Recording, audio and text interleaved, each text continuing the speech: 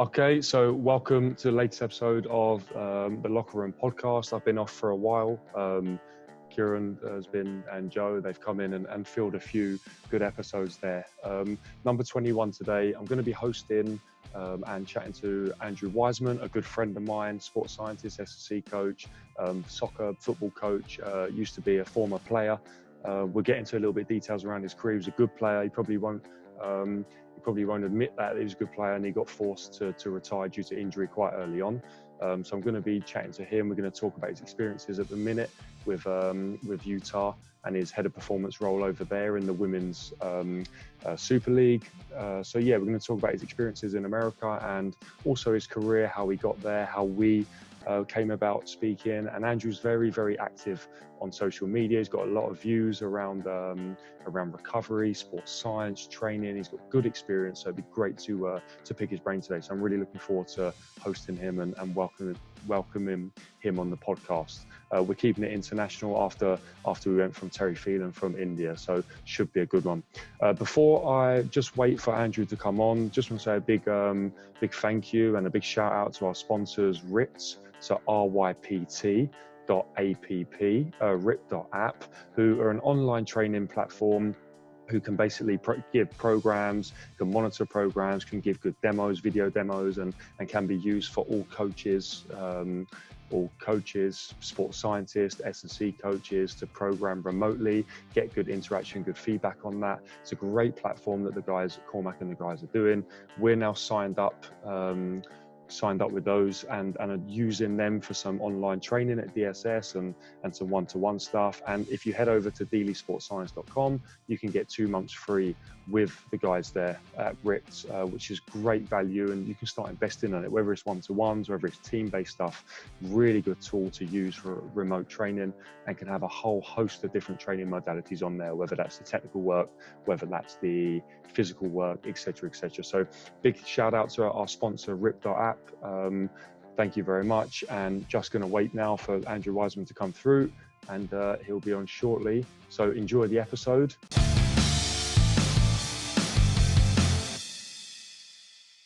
Andrew, how are you, mate? I'm not too bad. Thanks for joining us. No problem. I know you're a busy man. I did say we're going live from the start, so I know we're probably both a bit cautious about what we want to say. No, I'm only joking. It's a pleasure to have you on, mate. How are things?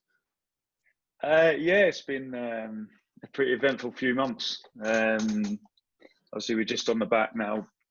Probably about just over 4 weeks ago, we had a tournament, or our tournament ended. We went out in the quarterfinals. So yeah, it's been different, and the players all came back in a couple of weeks ago, and then we went through that whole process again of, the household individual training, small groups before we got back into full training 2 days ago.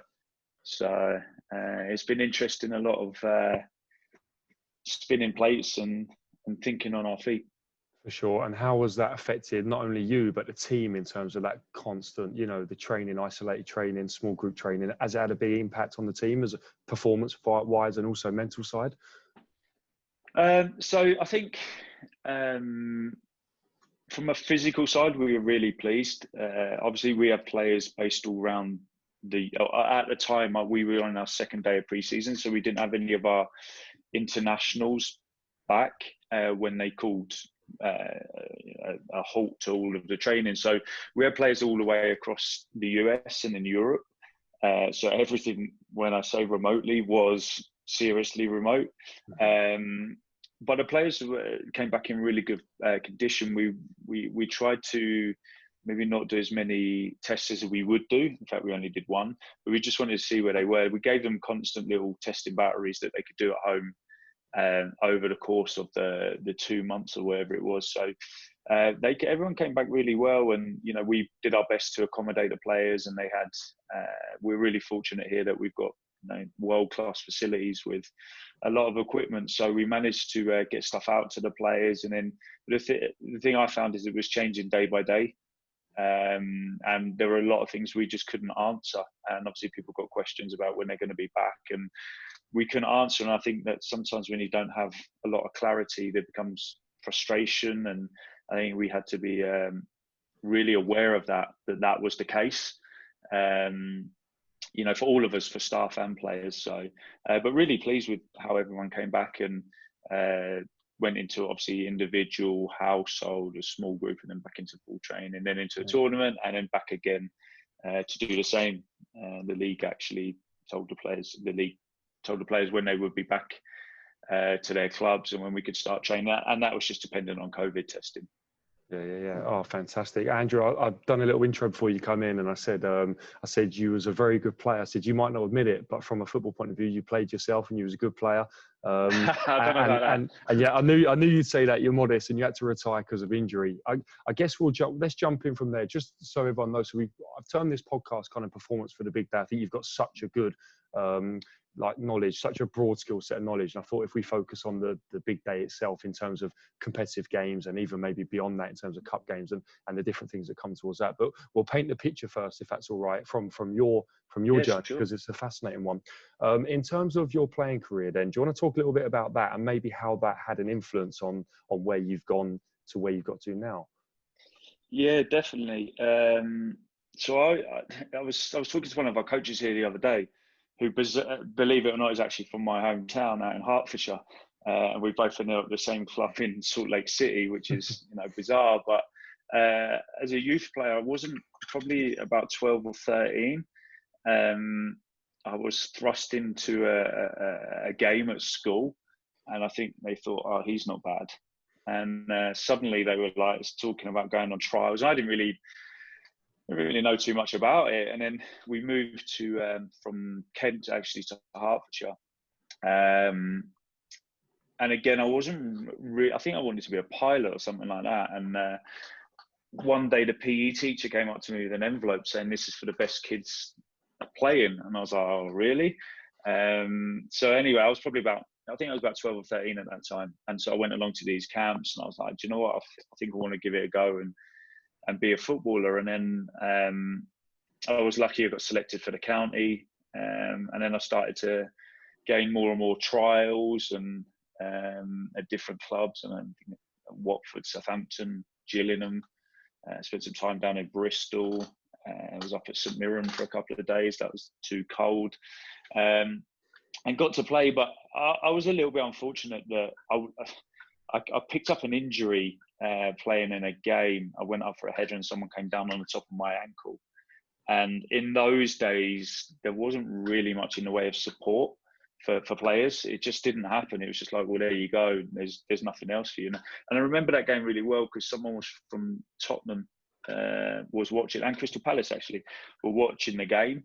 And I heard the scout said, we can't take him now, but wherever he goes, he'll be an asset. And that's probably always stuck in my mind. I mean, it's a nice thing to say, but probably not what I wanted to hear. But I think we had a bit of a misdiagnosis with my ankle. And then I started to get back playing in and around sort of semi-professional teams. And then there was talk of going to other teams and all this was going on, but my ankle just wouldn't fix.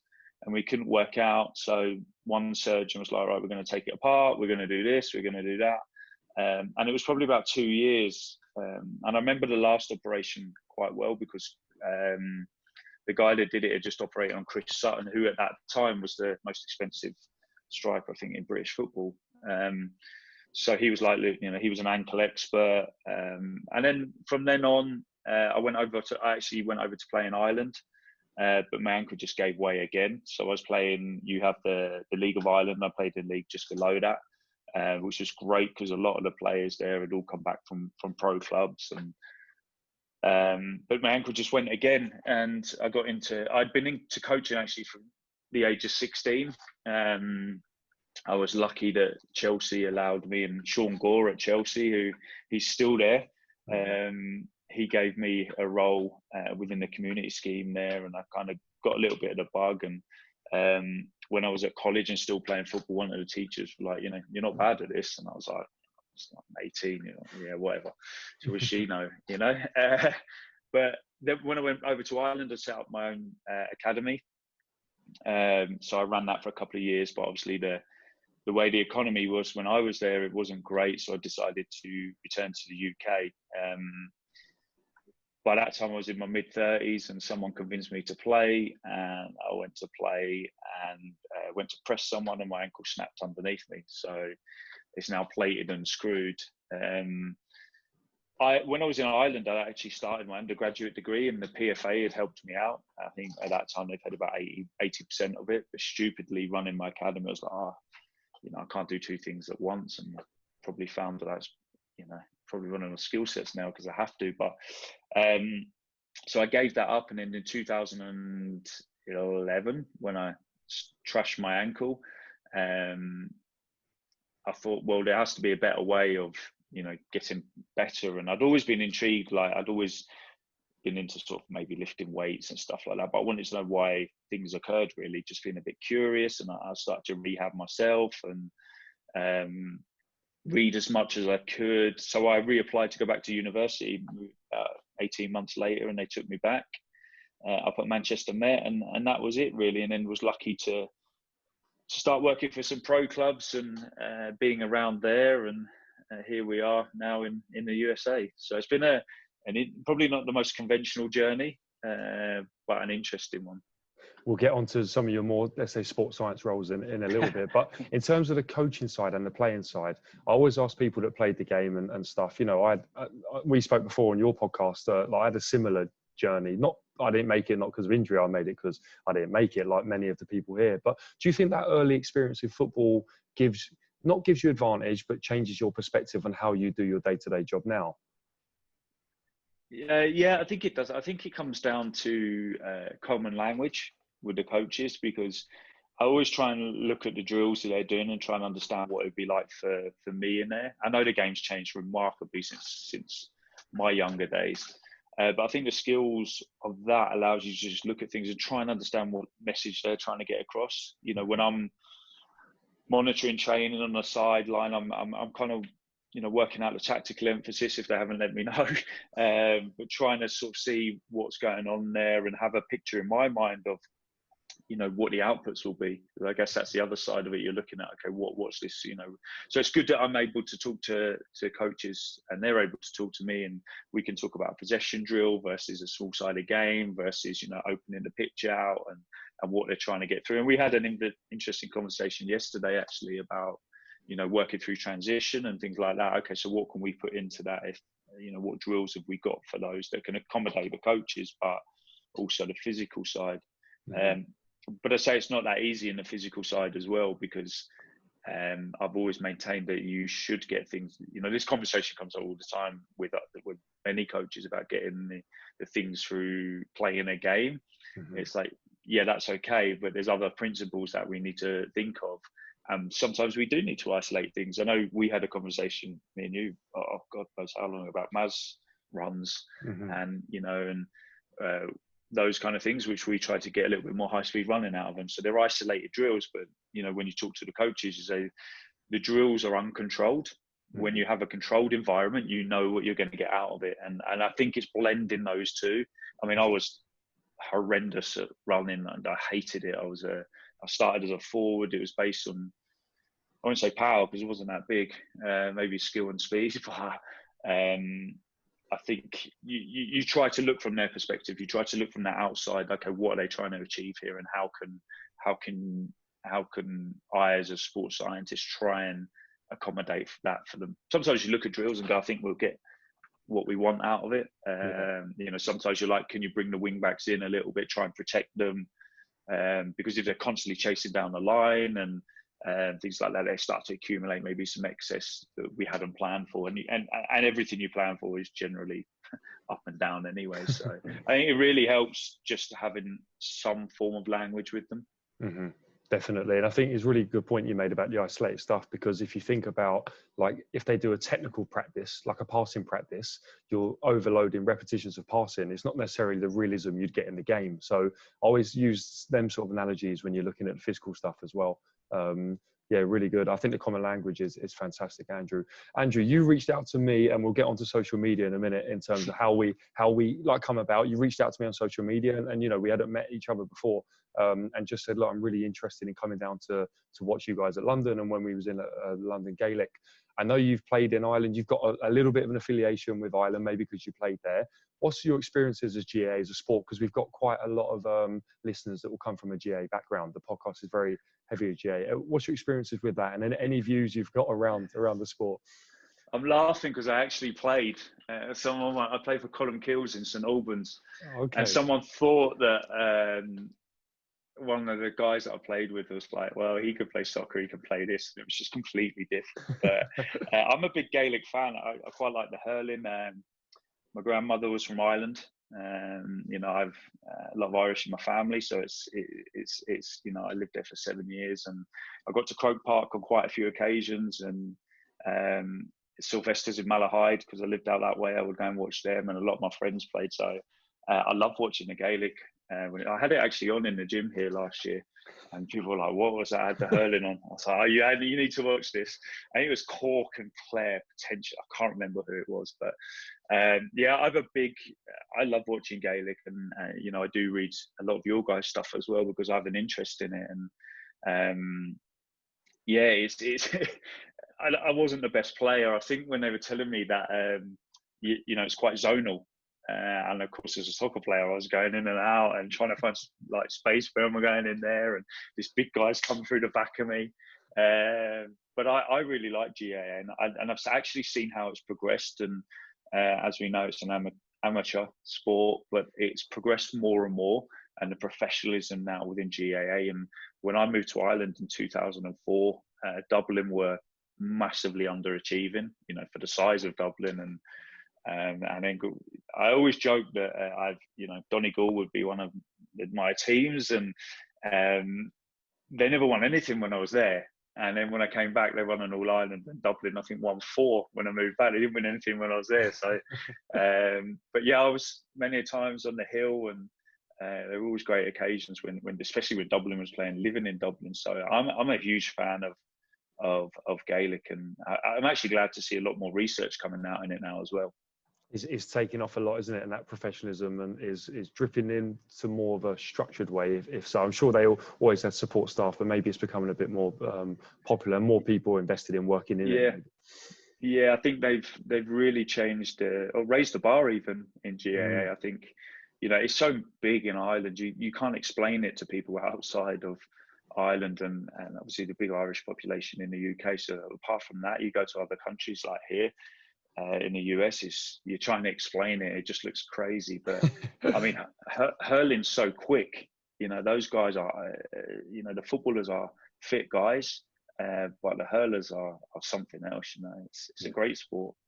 Well, interesting when Kieran, you come and obviously watch the training session that we did, but when Kieran said to me, do you want to be involved in the sport, Gaelic football, I didn't have a clue what it was. And that was honest truth. I was like, mate, I don't have a clue what the sport is. So it's just crazy how there's all over the world. It's not known in some areas, but it's so big obviously in Ireland and pockets around the world. So yeah, I did read that GAA hurling and football were, I think it was the biggest minority sport in the UK, or fastest growing, which is incredible because, as I say, I've still got good friends down at Colin Kills in St Albans, and I haven't been along to watch them for quite some time because I've been away, but maybe I'll get back at some point and see a game. London was actually one of the first games I ever saw many years ago. They did actually play Donegal out at Ruislip. Oh, so yeah, me and my best mate went along. I'll never forget, it was pouring rain. It was like Donegal. Yeah, it was actually pouring rain, but yeah, I have a huge interest in it, and maybe somewhere, who knows, in the future, maybe somewhere I'd like to work in. Who knows? Yeah. Never know where you're going to end up, for sure. Let's kick off a little bit of your sports science journey before then we delve into a bit more of the technical role. So you've had some very contrasting roles, let's say, in terms of an academy role at Stevenage, first team roles in the men's game at Charlton, Welwyn City down where you were at Hertfordshire, and then Exeter as well. And then in the women's sport as well, you've had some quite high profile roles with Celtic leading up to sports science there, and currently now with Utah. What are the main, let's say, differences and different situations you've been in amongst those roles? And then there might be some collectives as well, and biggest learning things you've taken through your journey, Andrew. Oh, there's loads. I think I probably think when I joined Charlton as just an assistant, just going along and helping them, and Lawrence Bloom now is obviously at Millwall, helping him out, and they nearly got relegated that season. And I think they had 3 managers when I was there. So I know I was due to go in one day, and there was, they had a really heavy fixture schedule, and it was congested. And they're like, we don't need you now for the rest of the season because it's just going to be games. But they stayed up that year, and getting to know players and understanding how they're thinking, and that was probably one of the biggest learning curves, seeing the staff, how they're reacting. And as you know, sometimes when you're at the bottom of the league, it can be difficult to motivate everyone and stay motivated. So they were great observations. Welling Garden was just my local team. I'd played for them, and I'd said I'd help them out, and we had a good little FA Cup run, and that was interesting because you're working with players that are obviously not professionals, come from different backgrounds, have to work. At one point, I think we were the first ever non-league team to use a GPS. Player Tech helped us out, and I think with GPS, then I was still learning the ropes with it, and looking at how we could use that in a part-time scenario. We only had 5 pods, but the manager would say, look, I want to have a look at him, and he took a bit more of an interest, and it was good. I think it was good working. It was good practice, because in those leagues, like League Two, when I was there, it's Tuesday, Saturday, and recovery is the last thing on a part-time player's mind. So, how can we help those players on match day? How can we prepare them so they're best prepared and for what's coming for them? Bear in mind they could have been working that morning. When Stevenage was an academy role, my one and only real academy role was at Category 3. That was again interesting. Really had to think on our feet there. I was mainly with the under 18s, which was brilliant. Some of them, actually, when I was at Exeter City, I saw a few of them because they were all playing at different clubs, and that was nice. I'm glad they remembered me. I'd certainly remember them from their gym days, but they're grown men now, and that's been interesting to watch. And obviously moving up to Celtic and working with the women, and I think in women's football,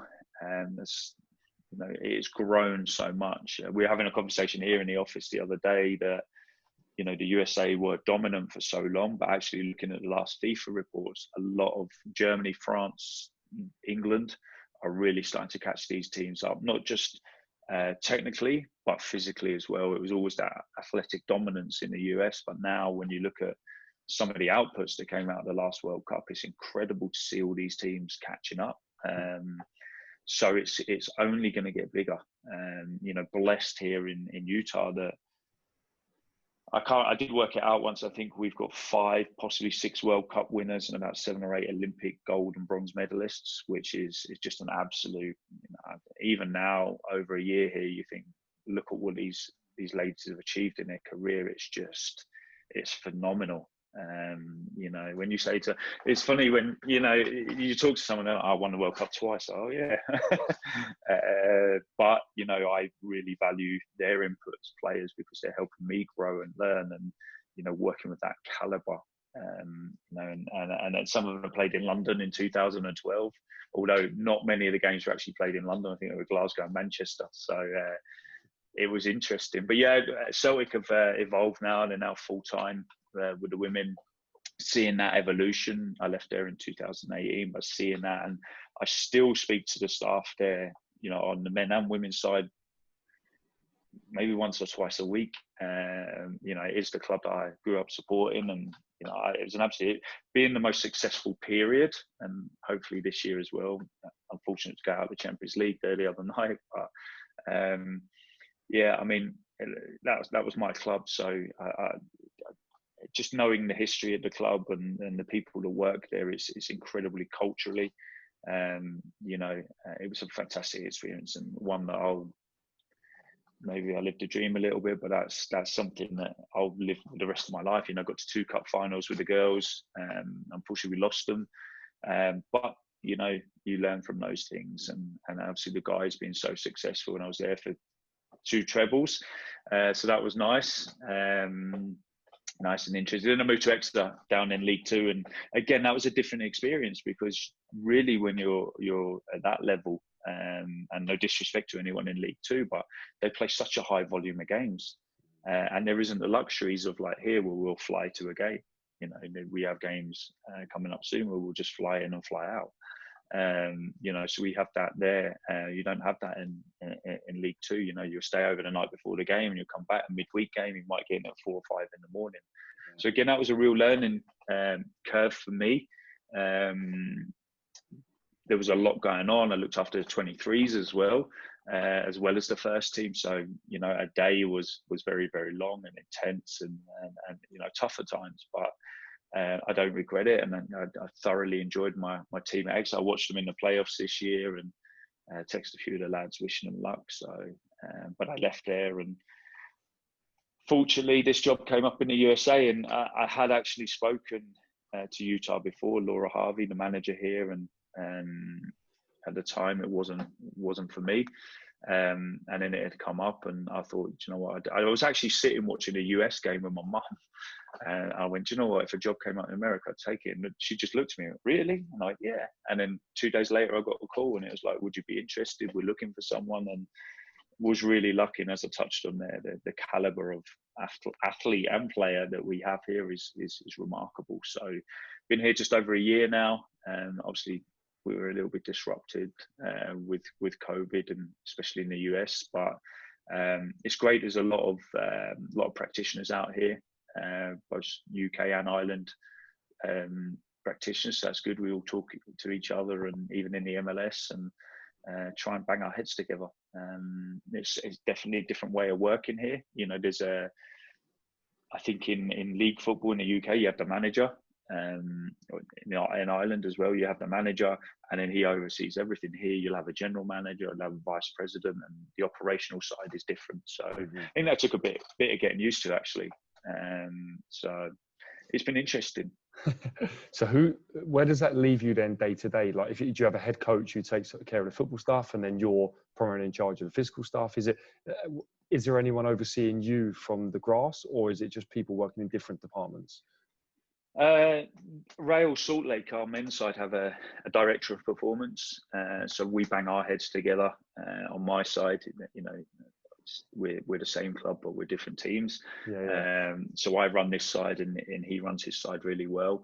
And we have access to all the same facilities. We've got 2-3 training grounds here that we use. So we're primarily based at the stadium, and down the road at our training ground, and they're about 10 miles away from here. So yeah, generally me day to day, it's talk with my head athletic trainer, and collate as much information as we can, speak to the management in the morning. We've generally planned the sessions before, so I'll give them a weekly overview of, you know, pitch sizes and what the days physically I would like them to look at. We've put videos into those now, so the coaches have a really good idea of what drills to select.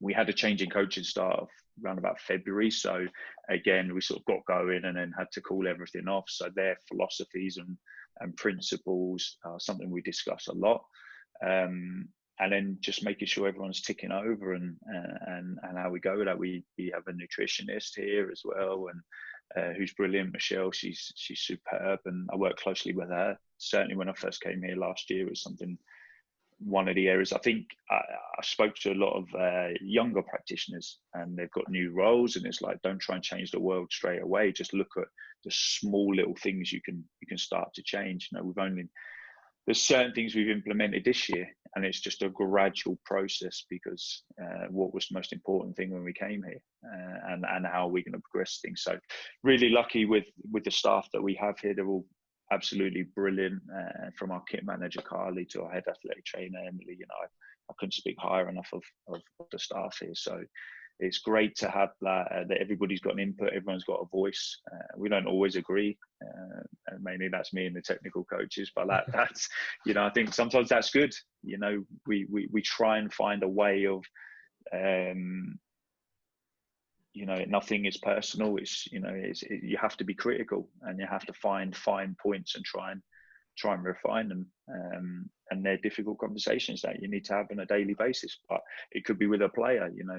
Recently we've seen some unusually high loads on players. It's like, right, let's talk to them, let's show them what we have, and say, look, this is our reasoning for maybe you're going to do a bit less today. So I think that communication and getting a message across is just vital in such a fast pace. I mean, I tend to get here about half six in the morning. Players don't normally arrive till any time between 8:30 and maybe 9:30, and then after that it's just carnage. Like, you have so many people in here, it's just like, right, okay. It doesn't matter how much time you have before the training starts. That window just before training feels like you just couldn't get nothing done, doesn't it? And anyone in the sport will understand that. Yeah, you're always panicking on the way to the training ground. Did I forget this? Have I got this? Have I got that? I've got my plan. I must go through my training bag about 5 times on the way there and when I'm there. Because I just hate, like, you just want everything so well organized, and then there's a curveball thrown in, and something happens. It's just like, you do, but you don't get used to it. No, you never get used to it. And depending on the character you are, I think you're very similar to me in terms of organisation stuff as well. Andrew, I just want to pick up on that, because I think that's a great point about sometimes you have to be really critical and have those difficult conversations with coaches, because like, I think, let's say, practitioners that come into the game and they're inexperienced, let's say, it's easy to go exactly with what the coach says to please them. But you've got to remember that your job is to advise them on what you think the best thing is physically, whether that's to alter a drill, whether it's to come off some players, whether it's to push some players. And ultimately, if they don't take on board, fair enough, but you still have to put your case forward, right? And that's a skill that maybe comes with experience, do you think? Yeah, you certainly can't. I think it comes to compromise in the end. I think compromise is the biggest thing. I think coaches know that we make decisions based on the physical side I always tell the coaches, my job is to be as objective as possible.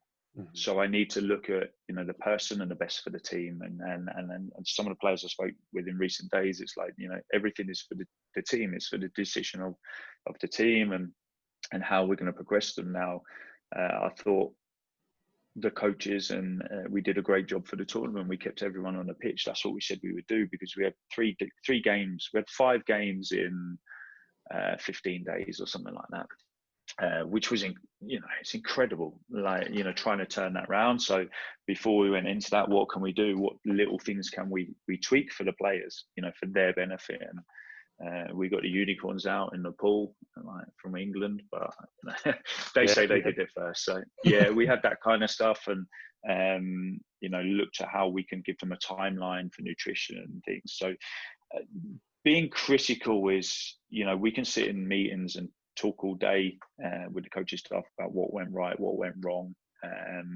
But I think it's trying to find a common ground for them to understand, because I don't want them to ever walk away and think, well, I didn't get that right. And it's like, no, we're never going to get things 100% right. These things happen as a result or a product of the session. When it's controlled, that's different. If it's controlled and we're working on certain things and I haven't, that's completely down to my design. Mm-hmm. So conversations we've had is, right, was our session design right?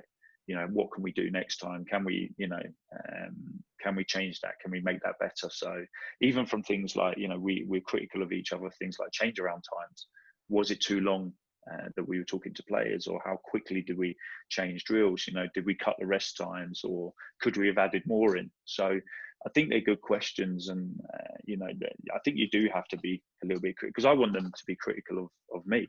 Exactly. I want them to turn around and say that wasn't good enough, because I think that pushes you every day to be at your best, and you have to be. Because I see it that if me personally, and I probably talk with a lot of this, of a lot of the stuff, if we're not giving our best every day, then there's only one group of people that are being deprived, and it isn't the coaches or performance staff. It is all about the player and how we can keep them relaxed and ready to perform, and push them when we need to and pull back when we need to. I don't think it's hard. I hate the conversations when you have to go to a player and say, look, we'll maybe just lessen this a little bit, because I firmly believe players want to be out there. But if you try and be as clear as possible and say this is the reason why, then they'll start to understand, and they don't have a problem with. When it comes to things like conditioning, they're like, oh, all right then. It's it is hard because you have to make a call on, and again, it goes back to that person. How do you know that player? And there's some players you go, "Nah, that's just them." There's others players you're like, okay, there's something here that maybe isn't right and could put them at risk. And I think that's a message you have to. We've got better at here, and it's saying, look, my responsibility is health and wellness of those players, along with the athletic trainer. We're going to give you that view, and we're going to tell you how it is. You can take that on board, we can act on it, or we can, choose to ignore it. So, yeah, great stuff. And I think that sort of environment, that open environment, is what brings everyone, brings everyone up and increases everyone's ability to develop the players and the team overall. Andrew, let's delve into the second part. The first part, I knew we'd talk forever, so we could talk forever about certain things. It's my fault. No. Honestly, we could just talk about loads of stuff. Let's talk about this performance on the big day, and I've kind of broken it down into the major areas, let's say, that can contribute towards that. In my mind, the first thing is around periodization. So you've probably worked with lots of different coaches, lots of different models. In an ideal world, what would your go-to periodization model be? And thinking more microcycle, really leading up towards the game at the weekend, if you've got a one game a week, and then how that affects things over longer terms. Yeah, so it's a question that's been in my mind, and it goes back to 2013 at Charlton when I said to the head of sports science and performance, what periodization model do you mean? And he's like, do you use? And you've read all the classic texts, and is it conjugated or whatever it was, block, and he's like, are you for real? Like, and that was like, okay. So then you realize that you can go in somewhere with all these ideas of like all these models in your head, and actually the applied setting is completely different because, different demands of players, tactical. Here we have travel, we could be on the road for a week. So then you make calls on, well, actually, like, we don't need to do that much. And that, I think the closest that, tactical periodization is a football specific model. Mm-hmm. People can argue all day long about the empirical research of it and data to back it up. Does it or doesn't it? And, I'm not really interested in that. What I'm interested in is how is it communicated to the coaches. So I was having a discussion with the coach here yesterday, and she said, you just want it like that. And I was like, yeah. And I was like, that's perfect. If you understand that's the way we want it, I'll take that all day long. Yeah. Because in my mind, you're always trying to get that message across. So, and just for those, Andrew, sorry, that aren't watching the video, you just done just done a demonstration of a bar chart of highs and lows, etc. Just so, because I'm just thinking how people listen to this on the car or whatever. Yeah. It was actually Selye's general adaptation syndrome classic super conversation graph. I just drew that with my finger. Just in case people are listening on the road, that's what it was. Exactly. But no, when you hear that from a coach, you're like, okay, and even like, how's it going to be? So what are the coaches thinking? I'm not a huge fan of using percentages of match load, but is that what they understand best? And that's something I'm actually working on today, and how we can change that feedback to say, look, that person did 120% of their match load today. That's too much. That person did 40%. It's not enough, or 30%, depending on the day. So I think it's ebbs and flows really. But I don't think there's any set model. I just think it is getting that balance right between training and recovery. Here, one of the things that we like to do is switch intensive with extensive. But then you get, and say, okay, today, even in terms of strength, speed, endurance, whatever people call that, reactions are, as someone said to me about Brendan Rodgers' model of tactical period, it's just a bastardization of it. And I'm like, yeah, it is. And you're taking those terms, which means something different in a true tactical model, Friday's model. But the coaches understand that. So speed of play. And then I'll try and expose the players to above that 90% max velocity. Strength, we want small spaces, more accels, decels, change of direction, pull the space in. Endurance, which is different because if you don't do a 4 or 5 day lead in, it changes slightly. Mm-hmm. But they still know that it needs to be bigger space and more aerobic based. So that's how we try and do it. And here, and I think you've got to take things from every different model and try and adapt that to what your head coach wants. And it isn't that easy, you know. And, you know, that famous Dutch guy, he's got his views on things, and it's like, okay, fair enough, but it isn't the only way. And I think that can be, things are misinterpreted massively. Like, okay, this is the way it is, and it's just anybody that works in an applied setting will tell you completely different. You know, I was really lucky here. The manager said, I really believe in your model, and I was like, it's not my model. It's taken from about everything, you know, on how we can do that. Basketball, hockey, you know, obviously football, taking all these different things. And I firmly believe that everything in that day. So if you're working on a strength day in small spaces like 1v1 to 4v4, whatever it is, then everything in the gym has to work on that. The prehab or activation or whatever you want to do, all has to be specific to that. So we try and do our best to accommodate what the coaches want, but we also make them aware that on different days there's different physical outputs, and that's really, for me, that's the periodization. If you're working on different physical qualities each day, yes, you can argue that working from small spaces into bigger ones, hamstring, quad activation, what is that?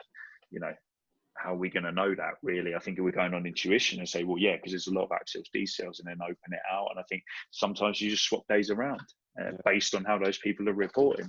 So I think you've got to have a plan, but you've got to have something behind that as well, and underlying principles, and say, right, this is what we want. You know, like I say, like, you know, if you're using a small space day, we can use that to work on pressing and you know, offensive or defensive organization and those kind of things. So building everything around that day, have your overview, but build everything into that day. And we try and do that on a weekly basis. Again, things change based on how those players are reporting. Was it too much for them yesterday? So you've got to be flexible.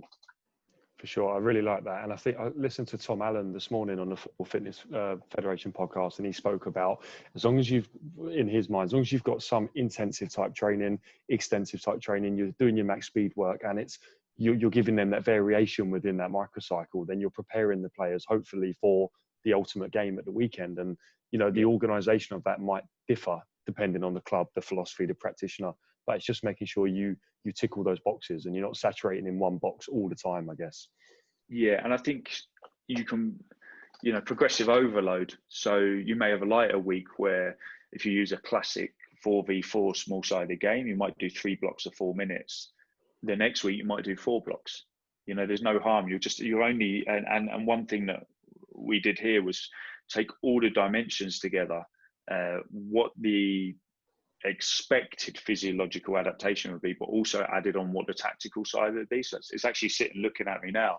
So we know that we're going to get, you know, higher passing and receiving on a 4v4. When we open it out, it's going to be different. Mm-hmm. They're going to get more shooting actions in a 1v1. So they know technically what they're going to get. I know physically, and then you just try and pull it together. And I really think there's, you know, Tom Little said it to me once, you know, if you get those games right, you're not really that far off. Yeah. You know, if you can, there are times when you might have 2 weeks where you would do 4 blocks of 4 minutes, and the next week you have to do 4 blocks of 4 minutes because of everything else around that, the game, and there might be travel. It's, you know, you really have to just think ahead a little bit and try and work with the coaches. Sometimes, you know, you look at it and you go, they've done 3, you know, we might have to take a block out. I just don't get excess volume for the sake of it, and putting drills in just to do drills.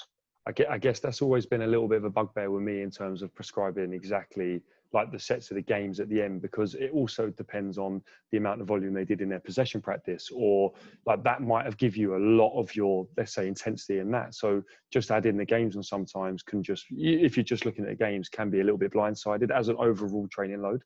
But you're right, it's completely adaptable, and the game structure is fairly important.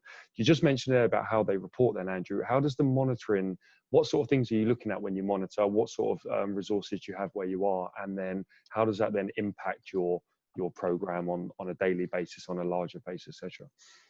Yeah, so we obviously collect our wellness data, you know, sleep, soreness, mood, fatigue. Again, I think those wellness questionnaires, and they're not particularly well validated, but they have a use. I think they certainly have a use. I think they're conversation starters. I you know, over time, I think you have to understand, is that normal for that person? I've seen 38-year-olds on match day +2, not a problem.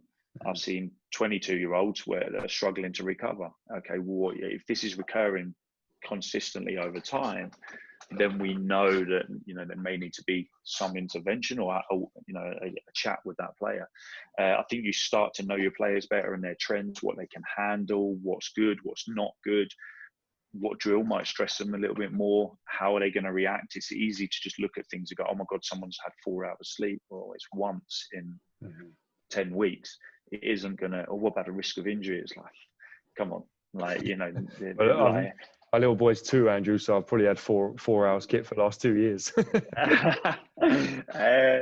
that, you know, I think those things, you have to spot those trends and look at them over a period of time, and try not to jump the gun and just make assumptions based on wellness data.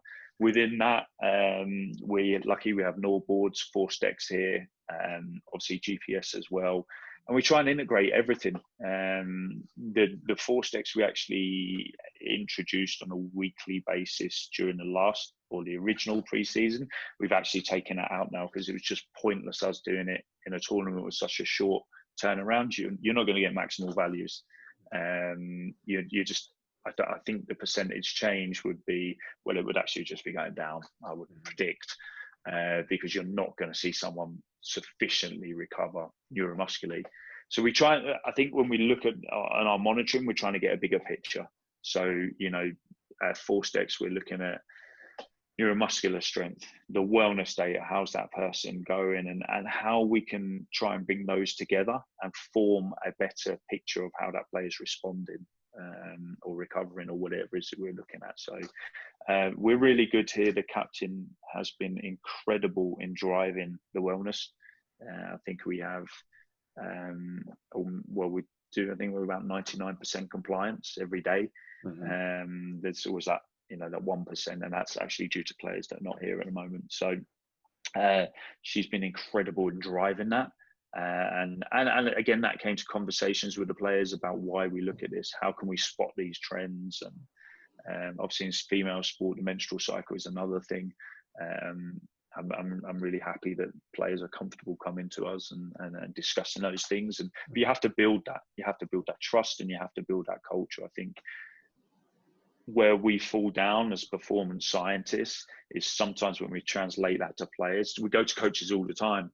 The players are the ones that we need to translate to and understand how we're doing it. So our monitoring, if I have to go and speak to someone, then, you know, so can you nip in the office for 5 minutes? And they normally come in with a look of fear. It's like, no, it's fine. You know, just what happened here, or, you know, and then we try and encourage people to be open and upfront. That's fantastic. My door's actually closed at the moment, but it's we generally say it's always open. If it's closed, I can't see it. The wall's there, so don't worry. I couldn't see that anyway. if it's closed, it's me and the head athletic trainer Emily having a heated discussion on something. When it's open door policy to anyone to pop in and etc. It sounds like a great environment you've got going there. In terms of the monitoring stuff, Andrew, then is there, like, how regular would you say an intervention's made based on a player, like within the team training and modification, or the other way, pushing them a little bit more? Is it often, or are you trying to keep, you know, the boat going and not rock it too much? I would say daily. Because things change. I think it's really just how much of an impact will that have on a session. So I'm of the belief that rarely should we pull people unless we feel there's a risk, unless we feel that, you know, someone's got, I don't know, something like high speed running, and they've got maybe 2/3 of their match load in one session, and then the following day we know the coaches are working on, you know, offensive transition, and we're like, do we really want to do that to a player 2 days in a row? Because I think that's where you get your knock-on effect. We know that high speed running and mechanical and locomotor work is going to be the ones that maybe fry them a little bit. They're a bit more stressful. So then we haven't probably achieved what we wanted in those extensive and intensive. So then it's a question of speaking to the player and saying, look, yesterday was through nobody's fault, was a little bit different for you. Would you mind if we, you know, just say, okay, don't do this little bit today because everybody else, we're going to bring them in line with you. You're actually ahead of them. We found in the tournament, we had our subs in on a match day +1, and we did very small space, like most people call a strength session, and topped them up with some high speed running and MAS running, and that was good for them. But then we got to a point where they were starting to be used, so they're now in that playing group, and it's like towards the end of the tournament, okay, like, what more are we going to get out of them? But again, being open with them and saying this is the reason why, because you could be called on at any time, so we just need to give you those little hits now and again. When what we found is, like, players that have played maybe less than 46 minutes, 60 minutes or 45 minutes, when they're coming in for a match day +1, we probably we did adapt their sessions, because they've already played, but they don't need as much as everyone else. And then actually in a tournament, that gets thinner and thinner than actual numbers that you have. So you've only got a squad of 12 to pick from in the end, I'm sure. Yeah. We had everyone available. It's just, were they ready? Fair enough. And in terms of, so how open then would you say coaches, not just there, but as your experiences of, let's say that drill you mentioned about like offensive transition, where they're going to cover high speed, would they be open just to pull them from that? Because maybe that's the tighter stuff they could go into and that might benefit them. Or would it be a case of, no, for the session, let's leave them then? Or do you know what I mean? Because I think in academy football, you've got a little bit more freedom to drip players in, drip players out. It's more the development at first team level, things get a little bit different. From that side. Yes. So, a manager always knows who he wants to pick and what his starting 11 are. I've had this discussion many, many times with academy guys, and when we talk about development, that's an academy thing. When you get to the first team level, you should really be near finished article. But it doesn't work. There's always room for improvement. But these little qualities are like, okay, so they're minute little tweaks you make. So it goes back again, is, do we think as performance staff that player can handle it? If it's creeping up, it's a word in the ear to say to the coaches, okay, sometimes it affects what they're doing technically and tactically. So then you're like, okay, maybe it's not the best for that person at the moment, but we'll need to adjust for them in the coming days. Because if that's what you want to do, we have to, you just can't keep doing the same thing over and over again. That's when risk is elevated. And I think in an acyclic sport like football, you have to keep working, ticking those boxes during the week. And if someone gets it on a Monday instead of a Tuesday, well, then it's a discussion with the coaching staff saying, look, I can tell you why it occurred because I saw it. Let's try and change that a little bit. I think we have to be respectful of their sessions, the player and the coach. And there's a time when you pull people out, and there's a time when you just use a little bit of intuition maybe and say, okay, I'm not sure that's the best thing to just walk in and pull that. Can you rotate that player? Have you got another player you can put in there? So at the moment they're doing balls down the side. It's basically repeated sprint ability. Okay, can you change that? Put 2 more people in there so that person's getting a different repetition. Sorry, I just saw someone coming in. No, that's all right, mate. You're a busy man. If you need to open it, don't worry. No. You're all right. You're all right. Perfect. We're happy days. No, that's really interesting to hear, Andrew. In terms of then, so let's look at the day itself. Like on the match day, on even going up to whether it's a cup game, a big important game. What's the role of, let's say, your position? What's the specific? Because I think sometimes it can be. Well, it depends on what you believe in terms of different interventions and that. But what do you see the role is on that day, from when you wake up in terms of the preparation you're going to give to the players, and then obviously the service throughout the game and after? Yeah, I think on something like match day, it's servicing their needs and what is going to be important for them in the tournament. We have recovery bags, cherry juice, high GI foods, all in a bag for them to take away, and a shake. That was all explained to them. And I think that support of the players and the coaching staff, before the warm up, is everything okay? Who's the physio might say someone's got a bit of an issue or anything like that. And then those days you need to think on your feet, feedback to the manager. We've seen people pull up in warm-ups, they've actually gone on and played, but it's like, okay, it's your decision. Well, how can we help you there? How can we advise you best on this player? Do we think this player's got 90 or 45 or possibly no minutes? So I think everything is organised on a match day. but there are curveballs that are thrown in, and you have to really think and respond. You know, I've seen games called off half an hour before. For an example, playing Washington last year, we didn't kick off till 9:30 at night. Because there was storms coming across and they have to be within a certain radius. First time I've experienced it. Okay, what's the first thing we're going to do? Switch off the Stat Sports GPS because it's still recording in the dressing room. Okay, Yeah. can we get food to them? What are we going to do? How we can actually, we put some songs on and tried to like get the girls like having a bit of a sing and a dance and things. How can we keep, because it was changing every minute. 1 minute, like 2 minutes, you'll be back out on the pitch, and then another cloud comes over, and no, it's another 15 minutes. Different states have slightly different laws on the minutes, but yeah, that was a situation where one player was like, I'm starving. I'm like, right, let's get you something to eat, and try not to eat too much. You're gonna have to go out and play, and then within that, it meant we got back to the hotel at maybe 1 a.m. and we were up at, I don't know, I don't think anyone slept that night. I think we were on a flight by 8 a.m. the next morning.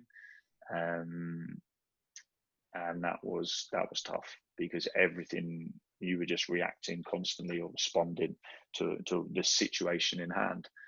So again, I think actually from that you learn and think, well, what can we do if this ever happens again? For sure, it's all experience that you take on for the next one. You're quite active, as I mentioned before, on social media around different areas. I wouldn't say you're controversial, but you're very active in terms of what you believe in, and you're very good in terms of that. You've got psychology group and you share loads of things. Two key areas I look from you, as well as the periodization, is stuff around nutrition and stuff around recovery, and they all link into this performance and health and well-being part of your role. What's your biggest, you work closely with nutritionists, what's your biggest philosophy from a nutritional standpoint? Do you have any overarching things that you really believe in and stuff that you kind of want to preach all the time? Nutritional periodization, like letting the I think everything psychologically, nutritionally, recovery, and your training should all be periodized. So from that perspective, we're like, okay, so last year when we actually had a season, it was about educating the players and saying, okay, today you're not actually doing a massive amount. You probably don't need 2 protein shakes and everything else after training because you haven't done enough.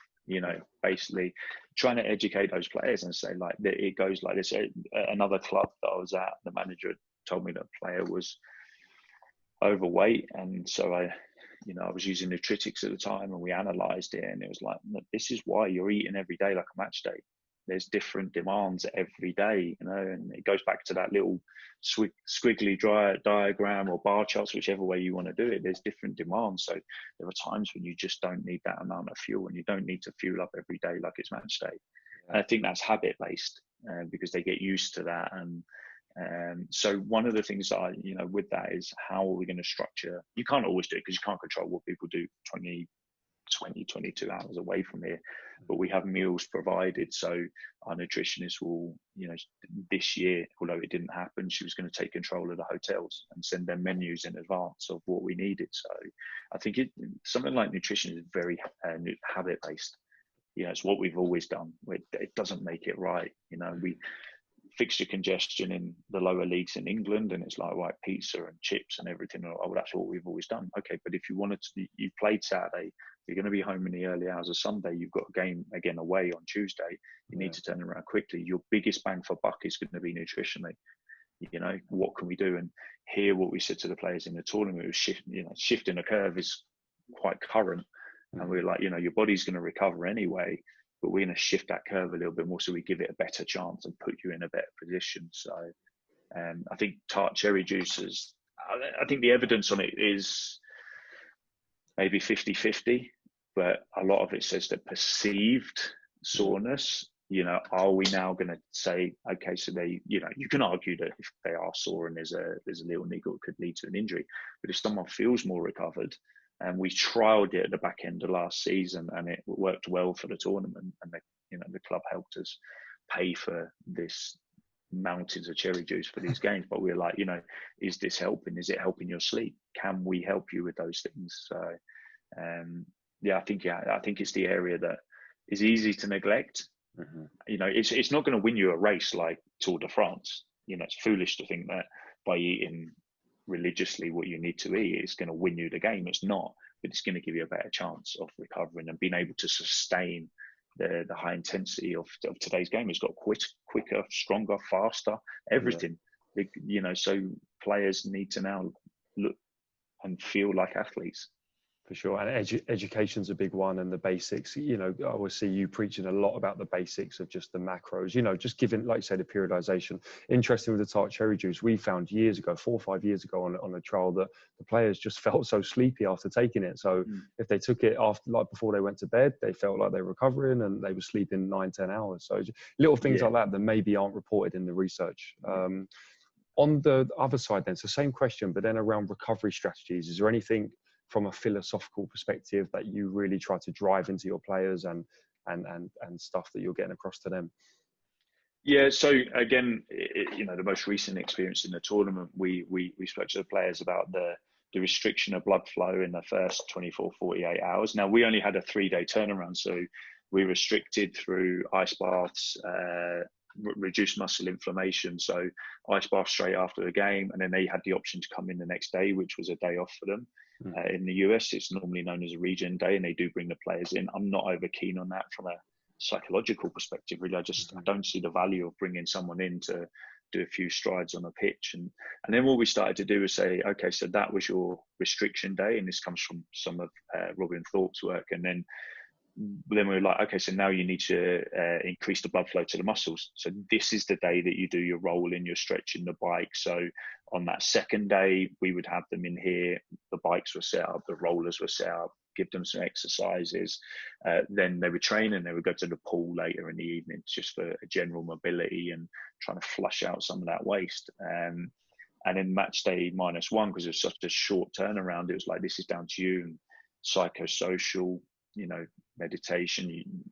There was a bit of an argument for and against yoga. I personally don't mind. Some people have different views on that. And it's like, okay, so this is a framework for you to work on. Restrict that blood flow, increase the blood flow, get out there again. And the reports we got is most people said, yeah, I felt pretty good. And, so that's a good thing. Whether it was because it was new, we can't really measure a lot of these things. But that's what that's how we looked at recovery. There is a way of doing it and periodizing it and making sure that you just increase the probability that you'll recover quickly. It's not, this is going to guarantee that you're going to be ready to go. Of course you can't. For sure. Some people, if they're older, it might take a little bit longer. So perfect. How much focus do you give on sleep, or in terms of how much info and monitoring do you do of sleep with your players? Yep. So it goes on our obviously on our daily wellness. I haven't seen anything outstanding. It's cropped up now and again where we've had to travel back late, or it's like, their sleep's going to be affected. Be aware of that. So it's a conversation sometimes with the coaches. I haven't had to make any real sleeping. I actually did my undergrad project in sleep, but there's been no interventions. Nothing's really stuck out. We have had issues with high fatigue and some weight loss, and it's like, okay, let's have a chat. And can we, even simple things like, weighing yourself or just tracking sleep and seeing, I think self-reported measures for sleep are not great, because there's a variety of reasons. I think my research pointed to that, when we put down quantity, it's so variable. Like quality, you tend to know if you've had a good night, but quantity can just be like, who knows? You think you went to bed at 9:30, you probably didn't fall asleep till 10, and then you put down, 5:30 in the morning, got 8 hours. Well, it probably wasn't. Yeah. No, it's a very good point. Very good point. Last one then, because you kind of mentioned it quite a little bit, Andrew, around this performance side for the big day. The psychological side is quite big, and I know you're quite big on that in different areas. How do you then go around into, so what sort of things do you look at psychologically, maybe not as a psychologist, but in your day-to-day practice on the different individuals, and how would you say your approach is towards them to make sure they're in the best state psychologically and ready to perform and at their optimum performance, I guess? Yeah, interesting. I wouldn't say I'm a psychologist, but my doctoral studies are in psychology, organizational psychology. So, yeah, I'm probably moving towards that area. I think you have to, again, understand the individual, understand their routines, get to know what they do on a match day. And then I really think, when you get into the warm up, you can pick up on things. Is that player maybe distracted? Is there something on their mind? I also think that, and it probably comes from tactical periodization a little bit, is how much information are those people taking in during the week? Is it too much? So they've had a physical load, but a cognitive load. And I've heard players, not here, but in other places, say, my brain is just like so many instructions thrown at them during a session. They're then going, I don't know how much of that I took in. And it's true. You're not going to take much information in, really. You take 3 or 4 little bits in.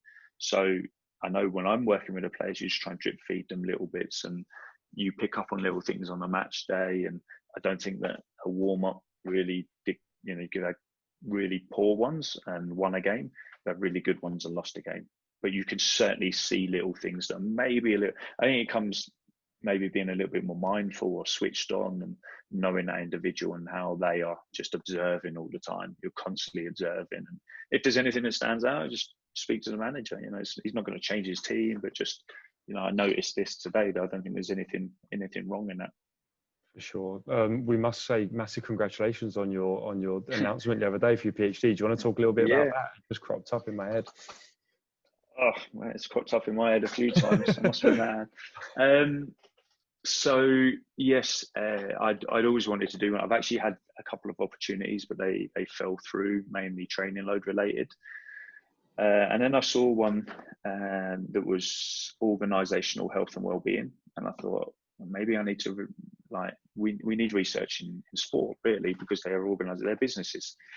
And I started to look, and I think I found one paper, and I may have tweeted it out maybe last week, about the team behind the team and how well supported are they. And and basically my thesis in a big nutshell, because there's 4 years to go, is that can we relate the health and well-being, and it comes under psychologically, and you can define those any ways you want, health and well-being, the success of a team with the health and well-being of support staff. Because one study talks about support staff, I think it's the only study, but they actually interviewed performance directors and a few sports scientists, I think 12 sports scientists. So first of all, I think I need to define the support staff, but actually trying to find out, their health and well-being, because we've all been in environments that we maybe don't like, or and there's a lot going on, and there's I heard Martin Boucher saying the other day, in football it's supposed to be a democracy, but it's a monarchy. And I think that's true. People can often be scared to speak up. There's actually the paper that I tweeted, there's some everybody would have had these issues within their club, frustrations of not being heard. And, I don't think it's any different to other businesses. It's just a more fast-paced environment, and people can burn out quickly. And I wanted to, I don't know if it's changed the game, but I wanted to produce research that was original and will actually be of value to people. And I've approached the LMA and the PFA with my proposals, and who knows what will happen there. But I really think that it's time, isn't it, that we had a voice and that we could speak up and say, look, this is affecting me personally, because anybody that works on a day-to-day basis will tell you that it's tough. Yeah. And I think support staff that message needs to be got. Yeah, you look at the teams of Klopp, and he's probably the easiest because of Liverpool's success and the way he is, and that as a person, and jovial and authentic, and how he treats his staff and how they mean everything. Unfortunately, maybe there's a little bit of dogma in football. It is culturally, well, we've never done that, or that doesn't matter. And I firmly believe that if everything is pulled together, you have a far greater chance of succeeding. Mm-hmm. If everyone's happy at work, the best companies like Google are well known for what they do, and people go, yeah, I love working for Google. I've had clients that work for Google, and they're like, it's unbelievable. So there's something there that I think we're missing out on, because we're all highly qualified people. But sometimes that is, we can, I see it as a pyramid, and I said this to my supervisors the other week. At the top of the pyramid is the result on a Saturday afternoon, but you've got to get all those layers right underneath if you want real success. In my, I could be completely wrong, and it'll be all over the place. But that's what I think, and I think that I'm really into like leadership and culture, and because I see the effect that it has. What a fascinating area to go into, and it gives you something slightly different, to an angle approach to your day-to-day role. But Andrew, Yeah. I totally agree with you, and I think maybe even though there's some great managers and great people in the industry, if you think of football, are there or have there historically been the right people in these managerial roles who have got big responsibilities of not only overseeing the players, but also, as you say, overseeing the staff? So it could be, people might be experts in their individual right, but managerial qualities and leadership is totally different, right? And you have to, and I think with that, it's like, I know they do a lot of work on the pro license and these kind of things, but if you can relate it to real world examples, I actually read the Harvard Business Review. Like, I'm a bit geeky like that, but you get ideas from it. You get these ideas, and that's probably where that idea came from, and the amount of books I've read on culture and leadership. And so I call it the legacy effect, that somebody has seen that they sweep the sheds or pick up bits of paper, and then automatically it's like, well, we've got to do that because that makes us no. That's the All Blacks. This has been going on quite some time. That's built into their culture. Celtic, you are well aware of the history and the culture of that club. These things take time. So trying to implement something that's in a book about the All Blacks is probably not good. It's only going to go one way. I remember one person said to me, if you see a bit of litter on the floor, pick it up. I said, why is that? We're changing the culture. I was like, it was Christmas. And it was in a season, it's like, well, it's not going to do much. Well, that's basic. Everyone should pick it up anyway. If it's yours, do you know what I mean? In the first place. That's the culture that should be embedded. I think, Andrew, that's been class, mate. And we'll wrap up because I know you're a busy man. You've got stuff going on. I think from knowing you for the time that we've known each other, that you're very, very good at creating opportunities. And I think practitioners and your communication and reaching out to people is second to none. Something that I really admire and think that I could be more like you in that sense. Have you got any advice for people then who are, especially during this time, who maybe are looking for opportunities, and there's been, there's probably going to be a lot more unfortunately hardship to come, around getting opportunities and building them relationships that I think you do really well and have done really well? So I think there is, we've seen it already, and we know that things are going to take a hit, and unfortunately that's the hand we've been dealt in recent times. There's not much we can do about it, but what I do think is there are local clubs and people that go and get more experience. Just try and do something about it, be the solution as opposed to part of the problem, if that makes sense. Go and, if you have to do stuff for free for a while and work, and I know it's not nice, people have got bills to pay, but if you can do that, I think that's go and offer your services to someone. The more you can add value, the more chance you probably stand of getting a little bit higher up. I think you've really got to add value to whatever you can, and if you have to do that for free, and there may be athletes that need working with. Not all athletes are well funded. They may want someone to work with them, and okay, you might do it for free for one person for a while, but you will gain experience, you'll gain more knowledge, and you'll also that can open so many doors. For sure, Andrew, great advice. I thank you from England over the sea. We're quite far away in the time differences. I know you're getting up early and doing this for us, even though you're in work super early. But thank you very much, mate. It's been much appreciated. It's good to catch up with you as well, and during this busy time. And we appreciate hearing from the listeners at obviously Locker Room Podcast and DD Sports Science. So thank you very much. We appreciate coming on, and I look forward to this one going out for sure. Yeah, and hopefully when I won't be home till Christmas now, I'll get around to seeing a few people, pop down and see you down there, and see. I like to catch up with the people and see how everyone's getting on. For sure. Unfortunately, we're not in London anymore. We've been let go there, but you're more than welcome. You're more than welcome in QPR. More than welcome. Always open. Yeah, it's a great club. It's a great club. Naden Onanua actually plays for Real Salt Lake here. Oh, okay. So Nathan, I talk to him a lot. He's a great guy, and Chief. there's mutual people that we know that he's played with, and I've known, I've worked with. So he's a great guy. Class. Great character. Really good character. Oh, he's unbelievable. Yeah, his podcast is decent as well. Oh, okay. Yeah. Doug, he's got some really good. Yeah, Jordan Henderson on there, and he was chatting about Klopp and Sean Wright Phillips, I think, or Bradley Wright Phillips, and a lot of people that he's played with, and that's an interesting one as well. So. Oh wow! So he's living the dream with you out there in Utah. Well, he's playing, so he's definitely. I'm not. I'm a lot older. Fair play, Andrew. Top man. Really appreciate it. No problem. Really do, man. Thanks, and, mate. we'll catch up soon. Yeah.